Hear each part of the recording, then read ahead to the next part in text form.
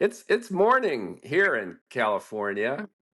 Are you having your afternoon latte, Celia? I already did. Yes, it's 4:30 here, so past Okay. latte time. Hello and welcome to Bald Ambition. I am your bald host, Mookie Spitz, and the one with ambition today is Silja Chouquet. Thank you for joining us, Silja. Thank you. My name is Silja Chouquet, Mookie, and you should know. Okay, I'm American. Come on, you got to give me slack. Yeah, come on. Pump up We're, your French. we're the rude Americans. The French don't even like it when we try. We're not even allowed to try to speak the language. So at least I gave it my best shot. So thank you for putting up with me. No Welcome, problem. welcome aboard. I've been tracking your career now for maybe 20 years, and it's been wonderful to see your evolution from life science and healthcare communication maverick on the client side to the agency side. I saw you as a keynote presenter, so you have been presenting and engaging and providing exquisite thought leadership for a long, long time. And now you are evolving into the role of coach and inspirational speaker. And I would love to talk to you about where you've been, where you're headed, and how you are providing new value as the intrepid entrepreneur. Is that your focus now? I think it's always been my focus. I've always been intrepid and entrepreneurial. It's just I can't help it. It's ingrained in my being. So yeah, I guess that's fair to say. Okay, terrific. So what is going now? So I see you all over the interwebs. I get emails from you. I see you're doing webinars. You have a class. So Yeah. I thought that I was an overshare, but I think you win, at least in a professional capacity. Can you Oh, tell our you. listeners a little bit of your approach and the benefit that you're providing? It seems to me entrepreneurs, senior executives in business with the opportunity to self-actualize their careers, provide the most value. Yeah. So I'm matching senior executives on pro bono fractional roles for 90 days with impact entrepreneurs. And the way I ended up there is actually channeling all of my experience. It's sort of like accumulating everything I've done into this program. So, as you know from before, I started my career as a senior executive. Well, I didn't start there. I moved up the ladder in pharmaceuticals and was a senior executive, and then left to set up my own social enterprise, Maricoy, which was focused on matching patients with assignments within pharma to co-create digital health solutions. And from there, moved back into a senior executive role in a medtech company, which was also a startup.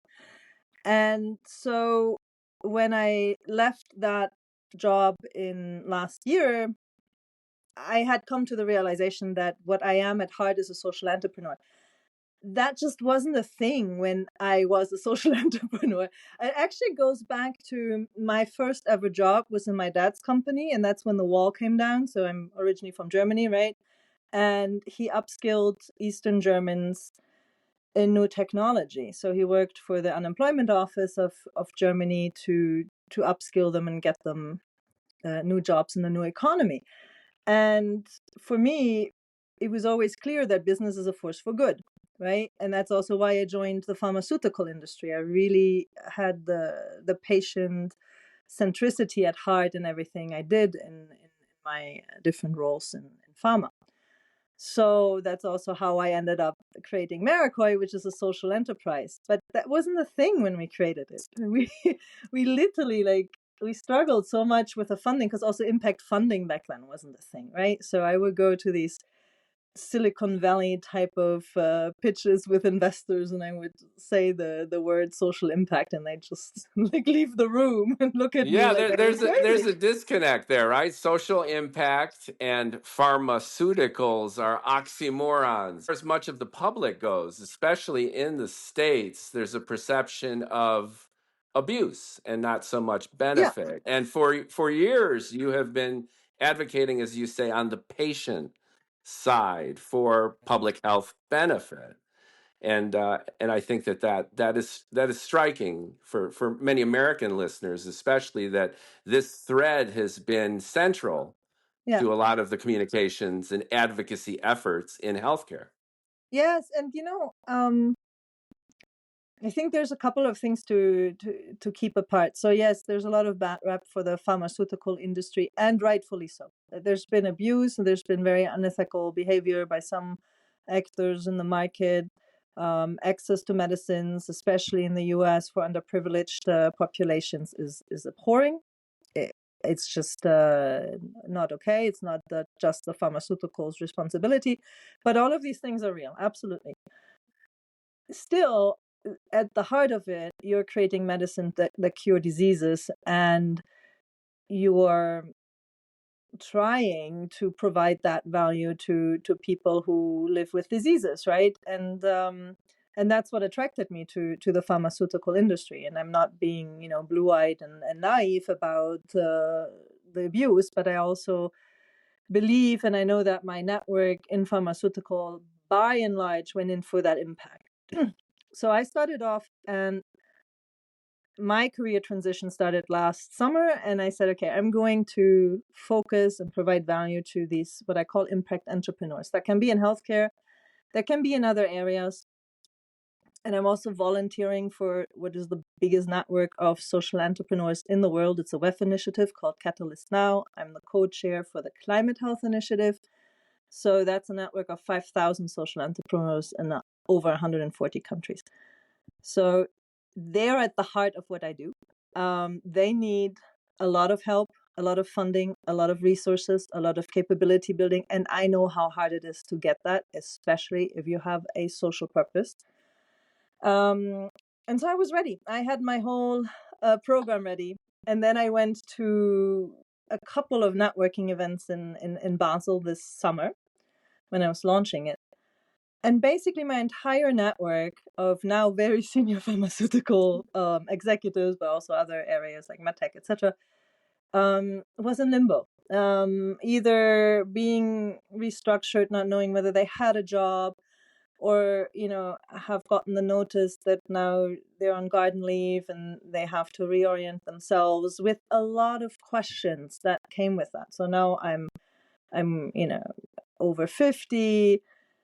The market has changed like never before with AI and all those technologies. I'm maybe not as interested anymore in the next corporate gig. I'm looking for my impact, for my purpose, right? So all of these questions were in the room in all of these networking events, and they were the same questions.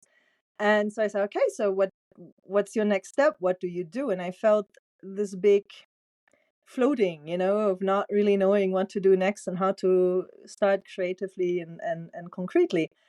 And I was like, well, let's all do it. Let's all help those social entrepreneurs. So I started a matching platform, which is basically what I did with Maricoy before. I was matching patients with pharmaceuticals. Now I'm matching senior executives with assignments in social enterprises. So these are 90-day fractional roles. So the advantage for the senior executive is I'm in a career transition. I can immediately be active, be visible with my experience, and also showcase my unique skill set, those rare, valuable skills in another area, right? So show that they're transferable, show that I can make a difference, make an impact, which for a lot of those senior executives hasn't been the case because of all of these restructurings and things going on.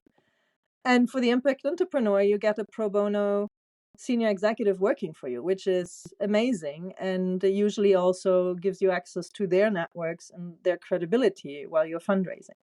So it sounds like there are parallel threads here that converged in a perfect storm. So you were in career transition.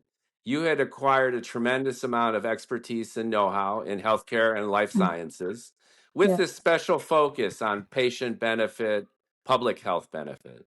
Mm-hmm. And then you are interacting with senior executives, analogous to yourself within the pharmaceutical life science industry.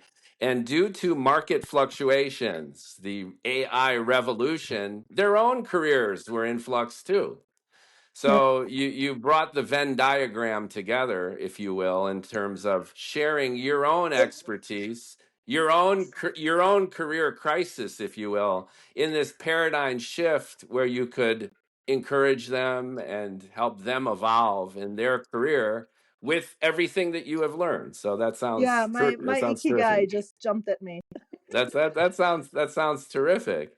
And it also sounds like a key element of this is that holistic, humanistic approach. Because ever since I've known you and everything you've done, you've always had that humanistic focus, that sense of doing public good through ostensibly providing treatments, but also facilitating and encouraging communication between senior leadership and the companies and the constituents they represent. So how does this translate in terms of bringing benefit now? Like when you work with these impact entrepreneurs, they're also intrepid, but they're impact entrepreneurs, as you refer to them. How does this process work? And what are some of the benefits that you found already doing this for them and then for you? Yeah. So usually there's a lot of goodwill on both sides, right? But usually these sort of assignments don't really work out because you need a lot of structure. And you know, one thing you haven't mentioned about me yet is I'm Mrs. Structure, right? I need to put a Well, business. you are German. You are Yeah, I'm German. German. What do you say? I'm So I'm I American, and I'm American. I can't pronounce French words, and you are German. You are structured. I like structuring things. So, and I've self-structured myself. So I took this transition really as like a project, right? And I was structuring it through in like 90-day steps and with goals and outcomes and things. And I thought that was normal. I stepped into this. I was like, oh, people was like, oh, this is really cool. And, you know, like I was basically running my own sprints on my own business. And I noticed that is usually lacking. And this is why these a lot of goodwill on both sides doesn't really end up in something concrete, right? So senior executives like, oh, I would like to coach these impact entrepreneurs, and they're like, yeah, great, but then you know, what do you do and where do you start? And either nothing happens, or you know, the senior executive is being like overwhelmed with a 120-hour job that they're doing for free, which is also not working out, right? So I'm putting a structure around that. I'm putting a lot of resources to it as well, because you know, we're in an area where you shouldn't be doing anything that technology can do for you. Like, that makes no sense, right? So it's also a way to upskill, especially senior executives, in using that. I mean, they're all using AI, they're all using the latest automation tools, right? And again, that for me is normal. That's how I've been running the three businesses I was created before. But now it's becoming also a piece of the coaching and learning. And saying you need to upskill yourself. You need to learn also, again, for the impact entrepreneur, it's learning all of those structures that you need when you scale, right? Well, for example, can you highlight some of them? When we're talking about AI, it is the number one overhyped buzzword. We all know that the AI revolution is here, and we know that it will be utterly transformative. But right now, the most sophisticated large language models have the IQ of maybe a house cat. So they're not creative and they're clearly not sentient. So this idea of artificial general intelligence, however you define that, is still not here. It could happen tomorrow, or it could happen 5, 10 years from now. Well, I So think when you're when also when we're looking at AI, so what is what I say at the senior executive level with the leadership that you are engaging with. Uh, how is the tools of the trade really impacting the fundamental difference of bringing human experience, human okay. know-how So lots to to unpack. it? lots to unpack there, Mookie, and I'm not sure I agree with everything you're saying either. Well, that's So, why you're here. So feel free. um, no, listen. I've read this one phrase which really made a lot of sense to me as a working mom. It's like, I don't want AI to do my creative writing so that I can do more laundry and house chores. I want my AI to do the house chores so I can do more creative writing. Right, right. And and so that capability of AI is already there. AI and automation, and AI in combination of with automation, right? Sure. And not knowing how to use that is frankly flat out the biggest opportunity miss you can have. There's never been a moment in history where you can leverage your knowledge, your creativity, your impact on technology like that. So, as I said, this is the third business I'm creating. Okay, what I could do in 90 days with these technologies, with a support, um, without having to hire an army of people, without spending thousands of dollars, is just mind blowing, right? And All I'm right. not just saying AI; I say the combination of it. So Okay. the email automation, the web platforms, all of that. Yeah, when I started off my first business, like when was it? 20 years or 15? My daughter's now 17, so she was born so 18 years ago. All right. Um, it would take me months and $10,000s of dollars to get my website up. I can now do that by myself, with the help of a few hours of a good graphic designer. Oh, okay. All right. Now I'm coming to understand this, and I think this elucidates your value proposition to your listeners too. So when we're talking about AI, we're really talking about these senior people implementing the available tools and technology to optimize otherwise repetitive and more remedial aspects of what they would otherwise have to do, either themselves or their staff. Is that what we're getting at? Yeah, and within the projects, right? Okay. All So right. using those deliverables. So, for example, let's give a concrete example. So Okay. usually, there might be like a fundraising aspect. Entrepreneurs want to raise funds, and you get a senior executive that has experience in fundraising. So it's the traditional pitch deck review, and we need to work on the business model side of things, and we need to do some research, etc. And what's before, you would actually have to put a lot of hours into this. Now you can get 80% of the data you need via the available AI tools. Exactly. You also have to spend a fraction of your time on making slides look pretty. you know I got you. Now I understand. So it's right. So these senior folks, these high impact entrepreneurs in the past, and by the past we're talking prior to November 2022, yeah, ChatGPT, OpenAI throws yeah. beta out there. They hated it. They didn't really like it. They didn't want to do it. They had internal arguments. They do it, and then they bring about instant revolution. Okay. So these tools that are available now, you are helping folks use the ones that are there to build they're better an slide decks, do better research, they're an empower yes, themselves with the power of the prompt to yes. get stuff done that would otherwise take tremendous resources, additional staff, all of this kind of You stuff. can literally do in 90 days what you used to be doing in a year or two. And Great. This gets especially, the heart. Right. So this excites even me. I wanna hire you. so, So but now yes, and now we're cooking. I want to hear more. This is and great. and, and Yeah. so I'm breaking down these 90-day assignments into sprints. And as I said, I've built companies before, I've raised money before, I've done all of that good Yes, this stuff. is great. So Great. you know what's coming, and you know that for example, there's always who's your target customer, what's their persona, right? We know that, right? Yeah. Well, now you do your research, you create that persona in ChatGPT or Perplexity, you Right. upload your documents, and you make sure that you are on target with that. And then obviously we also test. So we go out and we take it to these personas and say, does that make sense? Is this resonating with you, etc.? Or research. If you want to partner with pharma and you want to identify who are the best partners out there, you can go pretty far with deep research, right?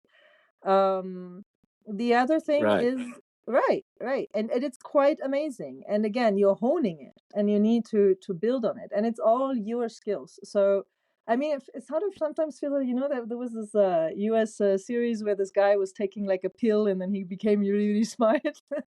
Yeah, that's You right. I remember that forgot one? the name of that. Yeah, yeah, Yeah. So it's like quite addictive. I mean, but it does. there's consequences, though. It's the Yes, dark yeah. side of that, right? The kryptonite starts to Yeah, manifest. but But it does feel like it, and it's quite addictive. But for somebody like me, I started off in pharma insights. I used to crunch the pharma pipelines of like all the right, pharma companies, and for uh, all of the different disease areas that they were investing in and stuff. And the hours though that will take me, and obviously still takes time. It still takes also a lot of knowledge. You need to yeah, know what you're looking creating for. proprietary databases and scraping information and doing multivariate analyses. I mean, Yeah, that's a big heavy lift, and it was basically your whole company. yeah. So And nowadays you could plug into an LLM, you could plug into a model, and then they have you can access to have it data, and then do, you could upload the data as well. You can ask them yes, to yes. analyze huge chunks of data. So you know me, I'm very pragmatic. That's my Right, German side.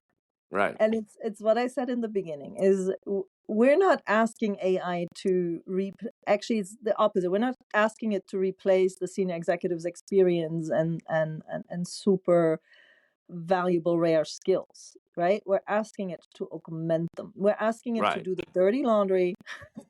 so, That's what I was getting at. This is so terrific, they can and so to they your can come point, on they're able top. to do it. Right, they're Yeah. able to do that. Yeah. Yes, exactly. So that's an integral part, and it's been integrated into these assignments from the start. Right. But And just there is to quickly summarize, this could do market analysis. So yes, target audiences with yeah, even segmentation. yeah, And you could use AI to help you do this, right? yeah. And Eh, we've built like customized little bots. I'm not, I'm not the programmer, but you can do a lot of stuff with no code and Okay. and All right. and So automation. targeting and segmentation. You Yeah, also mentioned even building slide decks. You can incorporate cool graphics, animation. It could even help you with storytelling and yeah, organizing the flow of yes, the deck, yeah, right? It yeah, could do yeah, that. yeah, Now you have custom video, even with Sora and yeah, the others. yeah, So you could have an yeah, animated infographic, an animated yeah, model where you'd in the past have to hire an agency and initiate a 2 month, 3 month process to develop an asset. And now you plug it in, and sometimes within seconds, minutes, you have that super cool asset. And that you're yeah. teaching the executives how to incorporate all of this into what would Yes, otherwise be expensive and time consuming. yes, and again, take the legwork out of these assignments, because what we want is their unique skills and experience, as well as network and credibility, right? And going back to the impact entrepreneurs, it's the same for them. So we built basically custom made. I built you can do that pretty easy now, but for every project there will be an AI component that will be bespoke to that project, like the customer persona, like a research setup. We've had a customized chat GPT for investors going through all of the companies. It's pretty cool, pretty easy to do. It's not supposed to be like your intense training course on LLMs, whatever. But you know, feel comfortable with the tools that are out there, and also, again, not feel like they're replacing you, because they're not at the moment. That I agree on with you. But they'll be a big part, and having a comfort zone around them is important. Yeah, Um, Terry Tao is one of the foremost mathematicians on the planet. He's at UCLA. And they asked him to check out some of the mathematical capabilities of these models, and he was fairly impressed. He said he had a very well educated, clever postdoc mhm. assistant, Yeah, and he had to clean it up, and yeah, sometimes it barfed out some garbage, but its level of sophistication impressed even Terry Tao on that level. yeah, So it sounds to me like what you're offering is this augmentation to these impact entrepreneurs, but you will always need the impact entrepreneur like Terry Tao to advise this educated but slightly clumsy postdoc to polish it and optimize it and ultimately integrate it into the value proposition of the leader, of the executive, right? The human component is never removed from this. It's actually central to it, and you're just saving time and energy and money. yeah. Going back to my dirty laundry, right? I Right, mean, right, it's still up to me to put it in the machine, but I don't have to wash it by hand like my grandmother did. right, right. I, No, that's a wonderful business model. So how does this come into play? Like when you engage an impact entrepreneur, do you do an analysis of their needs? Do you do some discovery to see what their holes are in their process? Discover some things they might not themselves have known is missing in their approach, and then work with them to plug this stuff in. yeah. So we have a conversation much like this one, where we go through their most pressing needs, their business models, where they need help, and then that becomes like a um, ideal 90-day assignment. We get that approved, and we do the same process with a senior executive from their perspective, and say, okay, now I want to evolve. Maybe I want to transition into something slightly different, or just want to future proof my career, because I think startup life is for me, but I'm not really sure. I've never done it. Um, so we get those parameters, and then we match them, and then there's a matching call, because again, there's a very important human part of, is this really working? Do the people like each other, etc. And then we start off with the sprints. Um, yeah. So their goal is career evolution, analogous to how your career has evolved. That's their primary intent usually, which is the market is disruptive now. I don't even know about my career. Maybe even I got laid off, or my company is going under or being bought out. It's highly volatile, not only Yeah. because of technology, but the industry itself is in flux.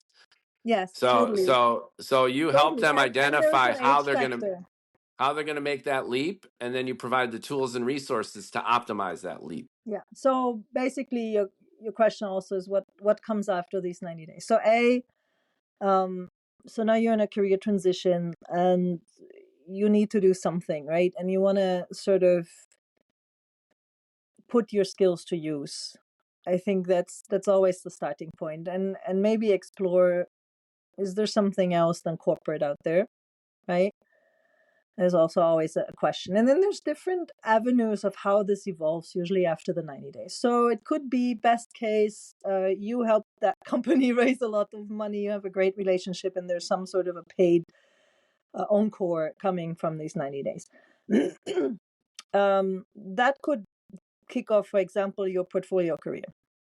Maybe you thought, okay, I want to get out of like what you and I did, right? So I want to get out of the corporate gigs, and I just want to make money with a mix of consultancy, advisory, whatever, right? Some go back to a corporate role, and that's always the goal, but they now have this experience, and they're looking at getting board advisory roles, or board member roles, right?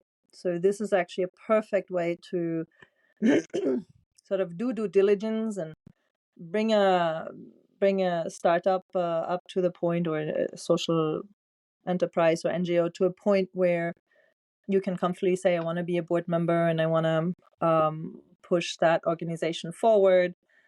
And then there's the doing your own thing. So some actually wanted, I just had a senior executive now. He's now becoming the CEO for biotech himself, right? So this was sort of his training ground to see, is that something you like to do?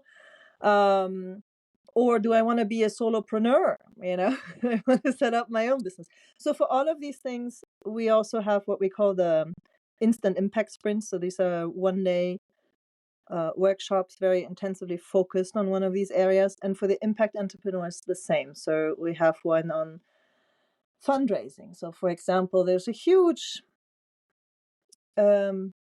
misunderstanding a lot of times of entrepreneurs about which pots of funding they should go after.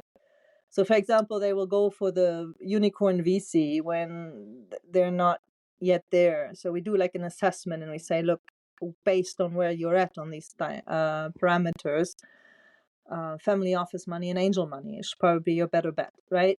Then it's, how do I get to these people? How do I create a short list? So we match them with potential investors. We come up with a short list. So you do some of the AI prompting, it sounds like. So this goes back to the beginning of what you said, where sometimes it works, sometimes it doesn't, and it requires effort on the part of your clients to engage you in a way where they're focused and follow the plan. So how much of the lifting do you do, and how much do you rely on them to be transformative from their own initiative? Like life coaches, professional coaches, many of them are successful in a planning capacity, like you say, like, here is the project plan for your career evolution. And then it's a step-by-step process, and you either follow it or you don't. So it sounds to me like you provide the plan, but how much of the onus is on your client, and how much are you willing to do in terms of providing this information?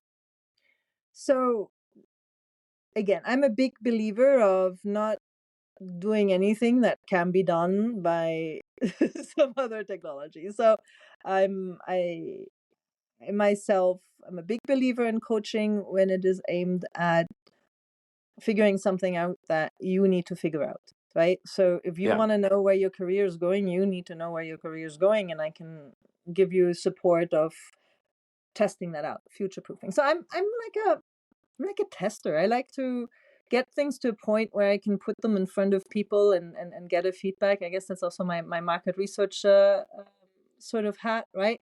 So I will do anything to get these deliverables to a point where we can put them in front of some warm introductions to investors or to pharma partners, etc. And any resource that we can provide to take legwork out of things, like, we will. Why would we have people write beautiful slides when that can be done? Why would we have them patauge around to find investors when there's lists out there that they can be matched? But I think my question, though, is, are you finding the lists for your clients, or are you teaching them to find their own lists, or Okay, both, so or if you go both? into the list, so there's something exciting coming. So we're putting together a really, really exciting tool that does this. So it's a matching process, like, because we're already matching senior executives with impact entrepreneurs. So now we're expanding that to also match them with potential funders. So it's built on technology, but there's always a human component. Right, right. Well, let's bring it down to earth for our listeners. I'm Mookie Spitz, okay, and Yeah. let's just pretend, for the sake of argument, that I am an impact entrepreneur, okay. I have been a pharmaceutical executive in Bern, let's just say, or in Pittsburgh, for that matter, or New Jersey, and I'm in flux with my career. Okay, so I was leading this large organization. We had a one indication molecule right now. Okay, and it's in expiry, and and now the whole market's changing, and I'm wondering what to do next. So I come to one of your webinars or I see you speak and I'm intrigued. I go, Silja, I'm going to even try to pronounce your name properly, Chouquet. Silja Chouquet, I've learned that much. Mookie Spitz, pharmaceutical, impact entrepreneur. Help me out. Okay, so we're going to have a conversation like we are now. And then I have a hunch that I could evolve, into a new branch of the industry. Okay, I Mhm. have know-how in oncology, and obviously the immunotherapeutics are big, and I know some people, and I have an opportunity, I think, to make my new move in my career. So how are you going to help me do this? I have a network. I have an opportunity to create collateral, decks, and assets. And I also have an opportunity to optimize my own targeting and segmentation, both professionally for my career and for this a new immunotherapy. This new immunotherapy has this niche audience in a particular type of cancer. Celia, how are you going So to help me?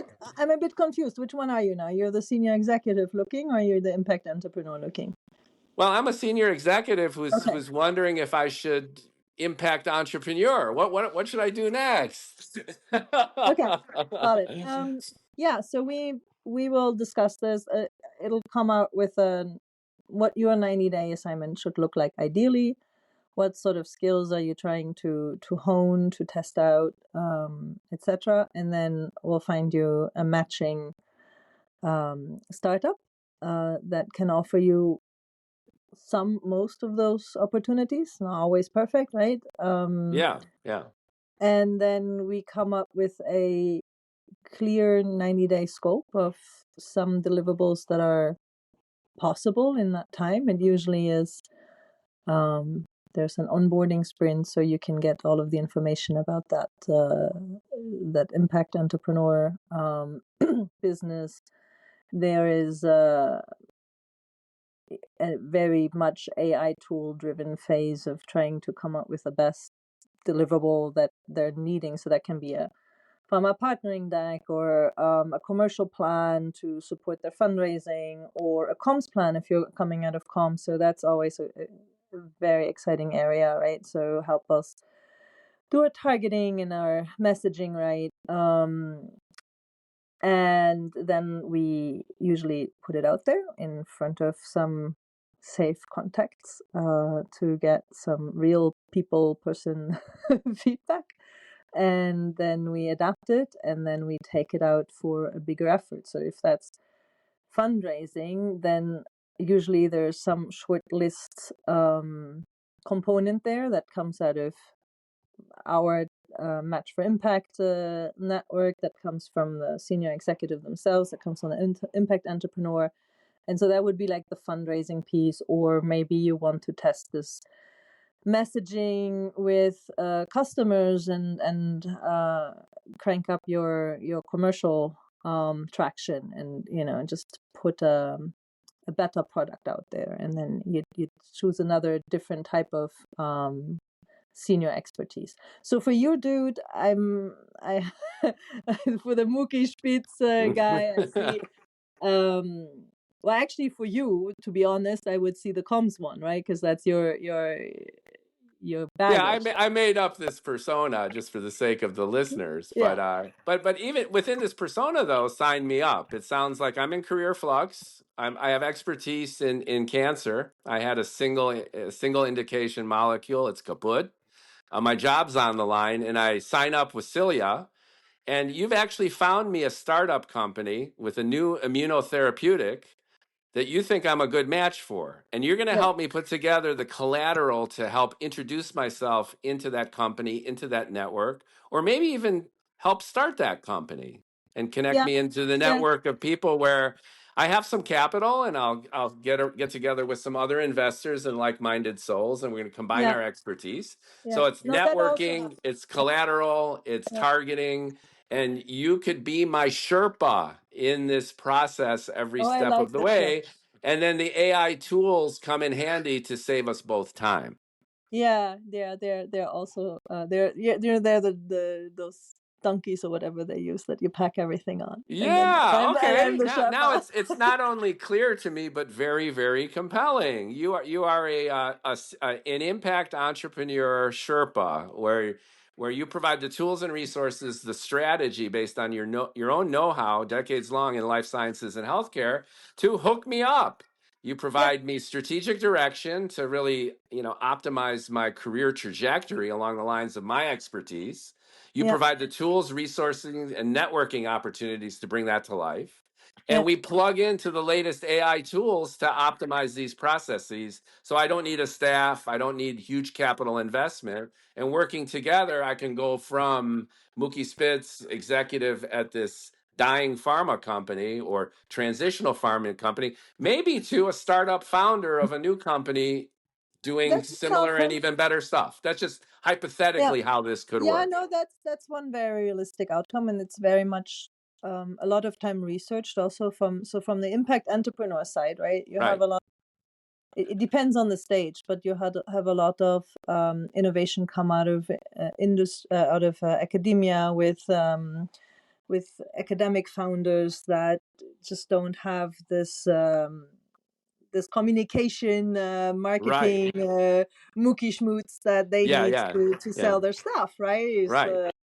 So you It's the provide that typical story. too, which is, you've got these impact entrepreneurs who are used to leading an organization, and they might not be the best at communicating their needs or being able to connect with and engage others So let's in do this that. kind of communication. Let's do that side of thing, right? Because that's really who's at the core of my program is the impact entrepreneur. That's who I was. And in a lot of places, there's amazing free coaching out there for you when you're starting up a business. So Right. you go into any cafe in Basel and you sit down and you'll get exactly the expertise and the answers to the questions you have on regulation, on IP, on Right. anything. And people are super nice to provide you their time and their feedback and everything. And I'm sure it's the same in Boston, and I'm sure it's the same in Right. the Silicon Valley, right? That's easy. Well, that's available to you, and it's usually available to you to some degree for free. At some point, and that's great in the beginning, and at some point, you start doing all of these jobs, right? So you are now you're the chief scientific officer, the chief marketing officer, the investor relation person, the communication person, the finance dude, because you have to pay your bills and write your forecast models, right? So I've done all of those jobs. Yeah. So you're doing 10 jobs, and you're doing 10 jobs to the best of your ability. And usually you do those most that you have skills in, because that's the easiest for you to do. But somebody coming and coaching you on the 11th job, it's just going to break your back, right? There's no more additional value to that coaching, right? So now you're going out fundraising and you need that finance model, right? You need a good forecast model, you need a good business plan, and you're already at max capacity, right? So you bring in senior expertise of people who've done that, decades of work on commercial plans and on comms plans, whatever. They can do that with their eyes folded, dancing on heels backwards, right?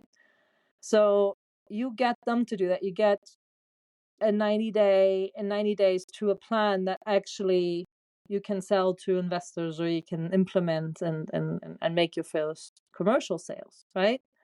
So it's a huge opportunity. And so that's what the program aims for. That's it. That's the 90 days. Then anything can happen, right? If it works out, then hallelujah. Then there's some shape or form that you can have that relationship continue.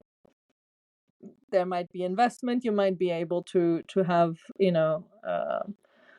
a paid or partially paid equity type of deal with that senior executive, co-founders. That's a lot of time one of the outcomes.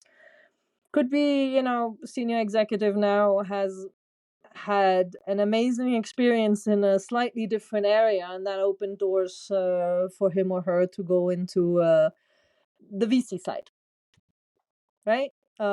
So they say, okay, well, that's great, but I'll stay on as a board member because I really believe in this company. I've basically done due diligence on them for 3 months. I've actually wrote some of that due diligence, so I Right. believe in them. Right, right. So, and then there's just like, okay, we had a great time for 90 days, and now we go different ways, and we learned something great. This is also okay, you know. So all of these different scenarios are possible, but the 90 days are really focused on creating value and impact for the impact entrepreneur and for the senior executive by way of acquiring new skills, new experiences. So in a nutshell, your elevator pitch, if you will, I'm going from the lobby to the fourth floor of the conference. Hey, Silja, how are you? What's your shtick? And in a nutshell, it sounds like you are these strategic wingmen facilitating and empowering impact entrepreneurs to evolve to the next phase of their career. Does that kind of capture it? I'm just pulling this out of my derriere. Is that how you pronounce derriere in French? Almost. Um, I would say it's a matchmaking, right? So we match up pro bono fractional seniors with impact entrepreneurs so that together they can elevate impact. Okay. Uh, And it sounds like so the matchmaking is the top line, what you're doing. You're connecting, but you're also empowering me as that impact entrepreneur to find my match and give me the tools and the resources and the messaging and the positioning and the communication tools to affect that connection and bring out the most in it in terms of my goals and whatever goals they might have, whether it's a startup organization, whether it's a new position on a board of directors, mm, where it's any kind of career transformation. You're not only matching me, but you're taking me step by step through that process, providing the tools, resources, and most significantly, your 20 years of experience in the industry. You know these people. You've created your own companies, right? So yes, you yes. have been there and done that. So from the vantage point of this experienced executive, you are helping other experienced executives make their own leap. Yes, and again, going back to these current times of uncertainty and changes, I think, you know, and the age factor. It's a demographic trend, right? So senior executives in their 50s, very, very high skilled, are really finding themselves at crossroads, a by the Right. market, by the Yeah. technology, but also by their own imperatives, right? Where you go Yeah. like, do I really want to do this job, the same job for the next 10 years? That's on the mind of everybody going through a career transition right now. Do I really Right. want to do this same job in the next corporate gig, or is there something else? And so at least here's an opportunity to future proof that something else. I can't guarantee you'll like it. Maybe your answer is, I don't like startup environment. I want to go back to corporate. Hallelujah. That's a Right. great outcome. Right. Yeah. But it's a huge opportunity. And again, going back to me at this networking conference, it was like, geez, all of these amazing brains that are just sitting there, right? They haven't been really making impact for the past 10 months because of the restructuring. Now Right. there's a career transition that is in front of them for months where you're still being paid. You still have a lot of opportunities. It's like, wow, what can you do with that paid time? How can you make that as impactful for everybody? So it's a win-win-win. It's a win for the impact entrepreneur. It's a win for the senior executive, and it's a win for, you know, society and the planet and everybody Yeah, who needs the that's impact. wonderful. That's Right. wonderful. What are the characteristics of an impact entrepreneur who makes the transition most smoothly and skillfully? So I've had other guests on the podcast, including a Zoomer, a Gen Z woman who is now a digital nomad, and she has recognized that we're in a very transactional state right now in markets, and companies have treated her in this transactional fashion. And her response was, I'm transactional. All right, I'll behave that way. And she's now freelancing, and she's lived in Thailand and Japan, and she has adapted to the market and integrated some of the chaos and uncertainty to Mm. heighten her flexibility and come to the realization that maximizing her own skill sets is the primary advantage. She's on top of it, she's nimble, she's agile, and she's highly educated and empowered, and she's in demand. So that's a characteristic of someone just entering the workforce who recognizes the chaos, has responded to it in a way where it's optimized her own opportunities. So when you're looking at an impact entrepreneur, what are some of the characteristics of an individual who could take best advantage of what you offer? Are they eager to learn new skills? Are they ripe for change? Are they willing to take risks? Are these the prerequisites for success in this particularly chaotic, transformative market? Um, I'm going to say something really boring to this, but it always comes back to that is what solution can you, like, what problem are you solving and what solution can you provide? And are you really sure um, that that is a match, that the Right, problem you're solving is big enough and your solution is spot on, right? So that's always the starting point. And then it goes to how can you monetize it? right. And I've seen a lot of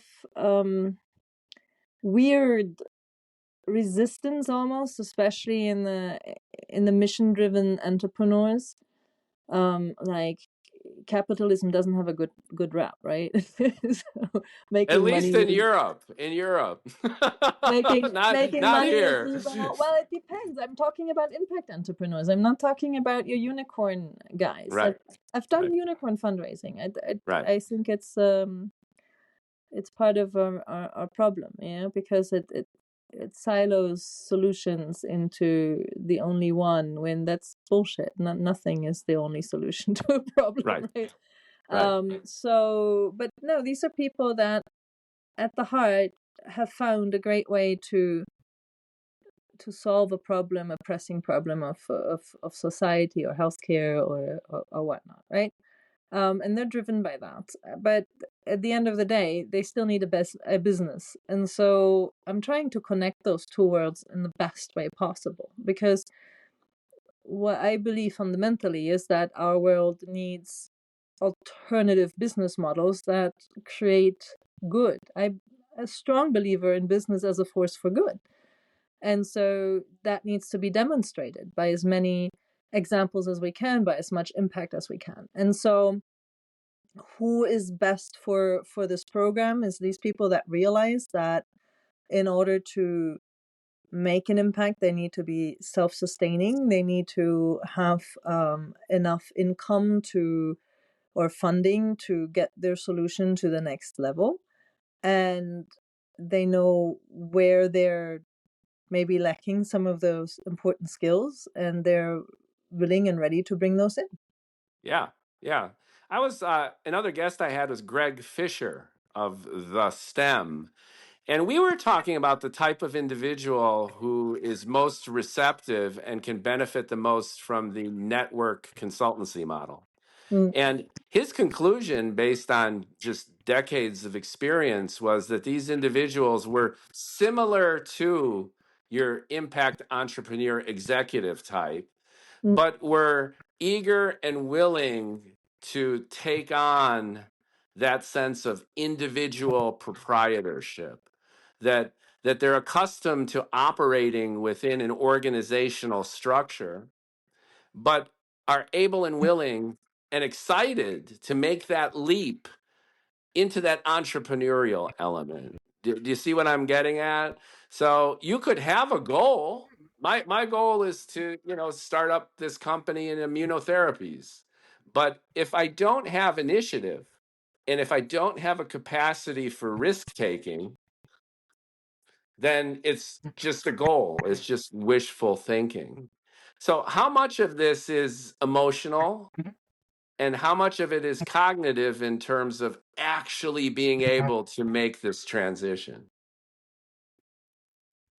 Um, I don't think any of this is fixed. I think you can learn a lot along the way, as long as you are um, you're very aware of what your unique skills are and you hone in on them, but you also set up things and replace yourself from the ones that are not your cup of tea as quickly as possible. Actually, maybe especially those that are, you need to scale them because you know how to scale them, right? But it's like you're, as an entrepreneur, you're on this train that is going really fast, and you're laying the tracks as you're on that, just in front of it, Right. um, constantly. So you don't have to be afraid to to scale. You should be convinced enough of what the impact you're making and you're trying to create to go out and take those risks. So I think, yeah, risk taking is a big component, but obviously, smart risk taking, obviously, being strategic about those risks, and again, combining your experience with some senior experience can be really cool for that, because there's lots of things you can do differently and you still take the risk, but you're just smarter about it. Yeah, yeah. And speaking of initiative and taking risks, I've had several female ambitious guests on my podcast. The founder of a real people casting company, an entrepreneur out of Seattle, Washington, who reinvented her entire agency marketing career, started her own business, and is now flourishing as a female women-owned business entrepreneur. Can you talk just a little bit about maybe some of the special challenges of just frankly being female, the pharmaceutical industry, life sciences, technology, and even the communication side? Agencies tend to have been heavily male dominated organizations. How has that impacted you? What have you learned? And what kind of special sauce do you bring with that insight of being female in ostensibly a patriarchal system? I know it's unfashionable to talk about identity right now in America, especially politically and even culturally. But these are relevant factors. These are obvious factors. Yeah, I don't think it's irrelevant at all. So, I mean, I'm the first of my family to have gone out and get a university degree, as a female, yeah, a first generation, That's great. um, Yeah. and internationally. So, on top of it, leaving my little village in northern Germany to go and get my degree undergrad in Georgetown University. Right, it was totally unheard of. So, I've been the first woman everywhere. I've been the first to take a job in strategy consulting, and actually that was a great experience because France has been on the lead for females in leadership positions. So that was actually very salvatory for me as a young person to start in Paris and strategy consultancy, and two out of the five partners were female, and on top of it, one of them had five kids. Well, I've been, as a German, I was told I could never have a career in kids. That was just something you couldn't have. Um, and I wanted both. So it's been a decision, and it's been a decision where I found myself constantly alone in as a woman in board meetings, in anything, right? I led the first diversity and inclusion initiative for Novartis back then, and where we had to start was we were supposed to learn how to talk like a man, how to explain ourselves, how to be, have broad shoulders like a man. It's like Yeah, it it's seems so anachronistic and archaic right now, right? And it's just so that's chauvinistic. We that's how laugh. it started. We laugh, but that's tough, right? Tough stuff. It's just, yeah, it just was. So that's always been, and I started up my first company, and we were going in with a co-founder 50-50, right?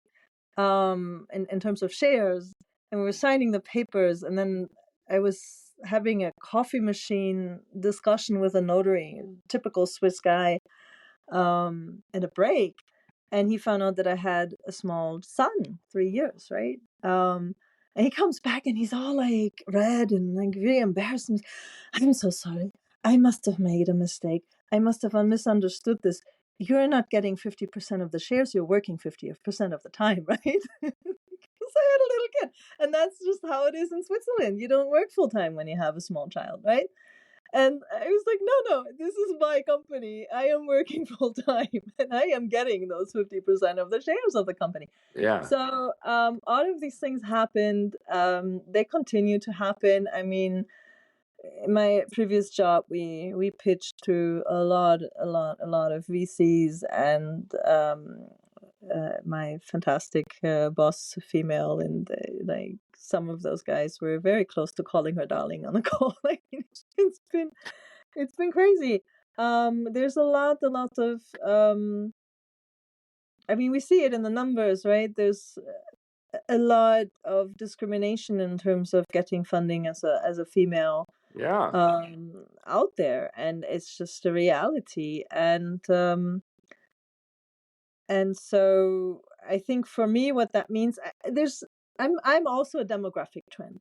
There's never been as many women in their 50s flocking to impact entrepreneurships, to climate and sustainability and health equity. I mean, because I think especially women feel this call of saying, okay, what do I want to do with my impact in the next 10 to 15 years?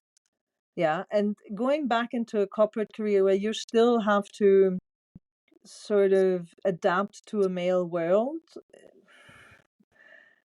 I'm over that. I just like, okay, so you want me to go in there and pretend I'm somebody else, or I just go out and do my own thing, and I am who I am with the skills and unique valuable skills that I have. And so I'm stepping into that power, and I think I'm but not not alone to do that. So Yeah, I think that's terrific. And in terms of the impact entrepreneurs that you're assisting, I'm tacitly assuming that many of them are empowered, self-actualized women such as yourself.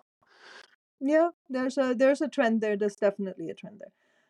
And again, we shouldn't at this point, I don't have to make a special point out of saying this is only for men or only for women or whatever. It's about the impact we need to create for this world, and building solutions, and building solution collaboratively. So also thinking smart about partnerships and ecosystems, and funding, alternative ways of funding. And again, maybe there a very much more female way of looking at solving the problem than the competitiveness, which again is always there. Of course, there's a commercial thing, but a lot of times, um, yeah, there's a strategic way to do things smarter, I would say. Yeah, you bring up a great point, which is a holistic point of view, a humanistic point of view, public health, focus on the patient, empathy, compassion, not so much the bottom line, not just about the money, but about what we're ostensibly trying to do in healthcare, life sciences in particular, to make life better. I mean, if you look at the mission statements of all the big pharmas, they're pretty much interchangeable with each other. But if there is a common theme, it's all about advancing public health.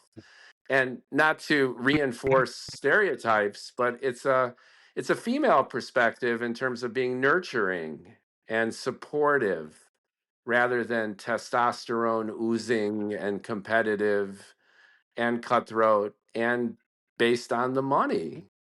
So I think that perspective could actually help these impact entrepreneurs, because when you're thinking about evolving your own career, don't just think about the money. Think about, to your point, the goal. And, But I don't and think, yeah, and I frankly, I don't think that's the point. I don't think that just thinking about the money will get you the money. That's a total false right. assumption. Um, you need to be invested by your mission, to be able to convince people to invest in you. They're investing in you so that you are invested in your mission. I also don't think it's either or. I think you need to be that's again a stereotype. I can be cutthroat, competitive like hell, when Yeah. I need to, and I will be. Um, but that's not the default we should be looking for. And again, we have to come up with alternatives. The business models, the unicorn investment thinking, the type of approaches, funding mechanisms that we've been looking at have gotten us to a certain point. They will not get us out of that. So there's better ways to make money, and we need to be competitive about those ways. You need to Yeah. be competitive against whatever other option is out there that is having all sorts of bad effects on the planet, on society, on patients, and you need to be very competitive there. So it sounds And like you can be. a yin yang approach, basically. Like Yeah. have the compassion, the empathy, the wanting to bring about social good, public health benefit, but also maximize your own career and know that you're up against the odds when you start a company, when you try to get a new job, when you try to get a new position. It's competitive. You need to differentiate. You need to Yes. position. You need to simplify your value proposition, share it, and get people excited. And And that's where you come in. and I think, yes, and I think, at a certain age, so what do they say? In the 20s, you need to make sure you don't have any big weaknesses, that you're sort of like competent across the board on things. And then in your 30s, you start to find out what you're good at. And then as of your 40s, it's only about that. It's like getting obsessed about what you're good at and being exceptional at those things. And it can be one or two things, but seeking out those experiences that make you exceptional there. And that's transferable. A Yeah. lot of times we're now going into an economy where, those careers in corporate that last 20 years, I think they're almost over. I think that's not going to happen much in the future, right? So you need to look at yourself as a transferable asset. And what you can Mhm. transfer are your skills, are your thought leadership, is the impact you can make, right? And you should ask yourself, okay, here's an opportunity. What impact can I bring to that opportunity with my skills? What can I unlock? And that might be a job, that might be investment, that might be money, that might be whatever it is. But really that mindset thing, and embracing that as well. And so, you can sit there and you can hold on to your chair and you can be all upset about being made redundant. That's all okay. I get it. And you need to do your grieving there. But at the end of the day, the quicker you can jump back into, I really have something that I can bring to this world, whether it's an entrepreneur or a senior executive, you should do that. Go for it. There's That's never been a perfect. better time. There's Yeah. never been a better time. That's full circle with the female Generation Z Zoomer that I mentioned. She pretty much said the same thing coming into this crazy workforce that stay flexible, stay nimble, master your skills, and Yeah, master your do a skills. few things exceptionally well and stay focused on it and identify your own personal brand in that kind of way. Yes, absolutely. I think the what we call personal brand, that sounds like you have to be like looking like a Kardashian and and wear Right. some fur clothes. But from I like to call it also thought leadership. I think especially in the senior executive world, your personal brand is your thought leadership, and that your thought leadership is showcasing your unique skills. And so there you go. Yeah. But Yeah. obviously you also need to be smart about, have your LinkedIn not look like it was updated the last time in the 1980s, and. Yeah, and speaking of which, you sold me. How do I get a piece of the Silja Chouquet impact entrepreneur transformation approach. How do I So sign up? Can you refer listeners to you and to your resources? We'll put the links in the description of the podcast. But how do we initiate? absolutely. So we are kicking off at the moment the third and last cohort before the summer. So the last 90 days before the summer of our matching. It kicks off on Thursday with 3 free live trainings for senior executives, where we go into the 7 traits of highly successful leaders in uncertainty, how you can architect a truly transformative transition, and then how 90 days can save you 3 years. So these are 3 sessions. They're completely free. Come and join us. Check us out. Great. And we'll put the links and just time stamping this. We're recording March 26th. So, Yes, so that's tomorrow, the first session. And okay. then this is followed by 3 live sessions for entrepreneurs. So any entrepreneurs listening here will have 3 free live sessions that are focused on funding. So identifying and assessing who are the best investors for you to target, helping you figure out what are some good targeting strategies, and then concretely, what can you do to reach out and follow and date your investors. And then Awesome. we match. So then there's a matching process, and then we kick off the 90 days.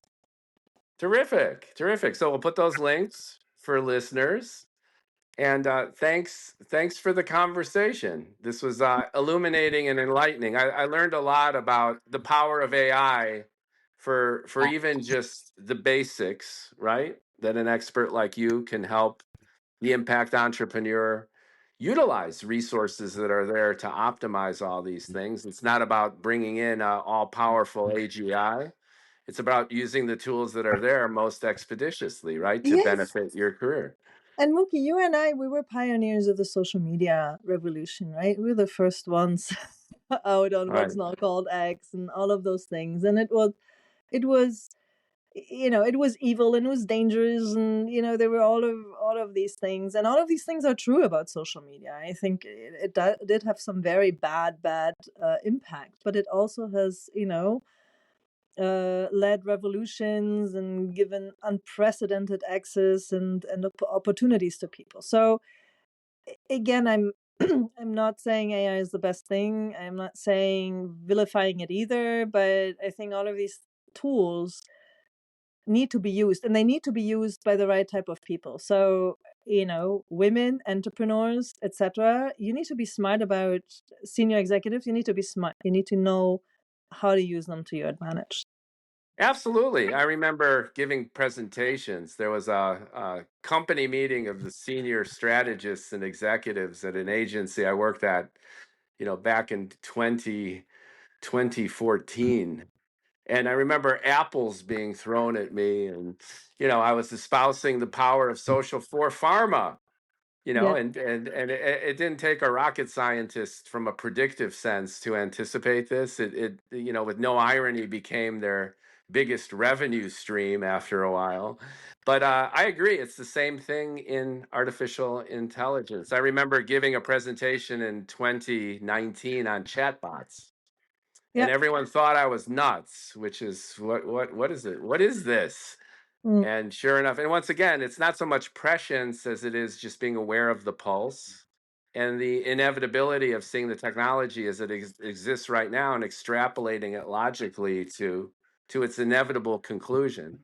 And Yeah. I agree, AI will be pervasive, but I love how you look at it as a mere tool and a means to an end. Very And I practical. think a very, very practical. Practical. Yeah, very, And very practical. I think the difference that we will see with the social media revolution is that it's just so much quicker. I mean, you said it in this talk, like it started November 22nd, and what we've seen now, not even 2 years later, it's just mind blowing, right? It goes so Yeah. fast. Yeah, and we just don't need to be blinded by the BS. It's just stay pragmatic about it. And always remember it's the human strategy and the Yes, human intentionality, the but then human again, intent. there's never been a better time to know what your unique gifts and skills are, because that's where you will find your niche with these technologies.